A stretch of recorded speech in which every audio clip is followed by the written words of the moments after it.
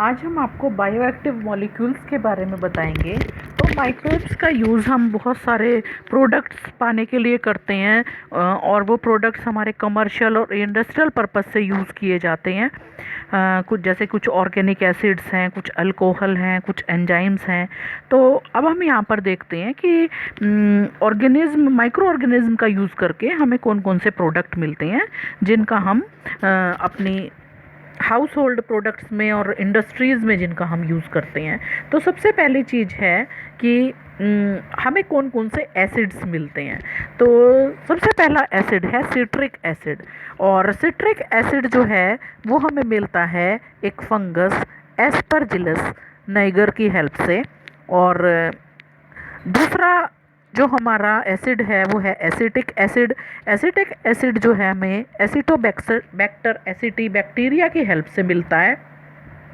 तीसरा एसिड है butyric acid, जो हमें एक और बैक्टीरिया क्लोस्ट्रीडियम ब्यूटिलिकम से मिलता है।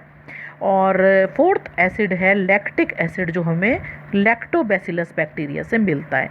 तो इन सभी एसिड्स का यूज़ हम हाउस और इंडस्ट्रीज़ के अंदर करते हैं। ठीक है।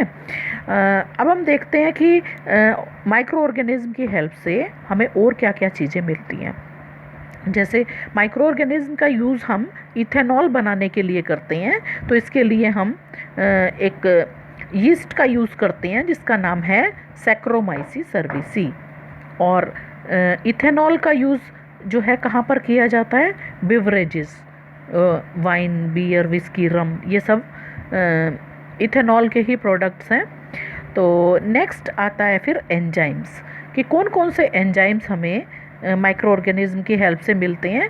तो सबसे पहला एंजाइम है लाइपेज, जो हम बहुत सारे बैक्टीरिया और फंगी की हेल्प से बनाते हैं, उनसे एक्सट्रैक्ट करते हैं, और उसका यूज़ हम डिटर्जेंट इंडस्ट्री में इसका यूज़ किया जाता है। डिटर्जेंट या जो भी पाउडर्स वगैरह बनाए जाते हैं, डिटर्जेंट पाउडर्स या सोप्स बनाए जाते हैं, तो ये बहुत हेल्पफुल होते हैं ऑयली स्टेन्स को रिमूव करने में, जो कि हम लॉन्ड्री के लिए यूज़ करते हैं।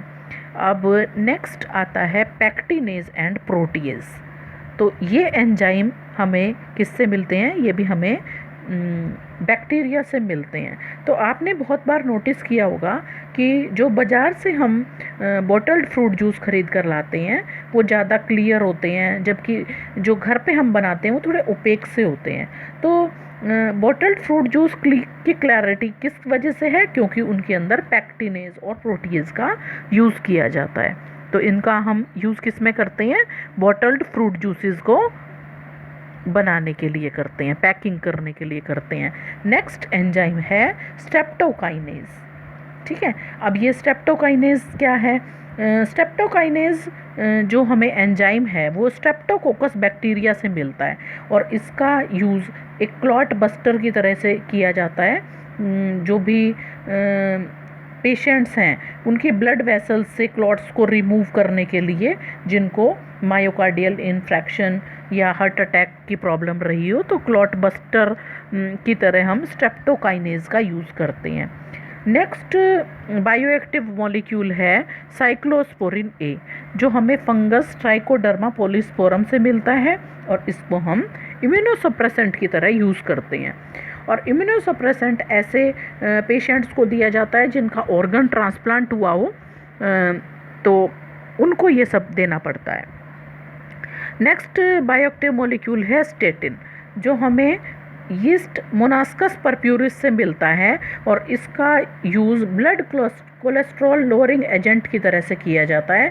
तो ये इस तरह के पेशेंट्स में हम इसका यूज़ करते हैं जिनको हाई कोलेस्ट्रॉल की प्रॉब्लम होती है, तो उनके अंदर फिर ये इनहिबिट कर देता है, उस एंजाइम को बनने नहीं देता जो कोलेस्ट्रॉल का सिंथेसिस करवाता है।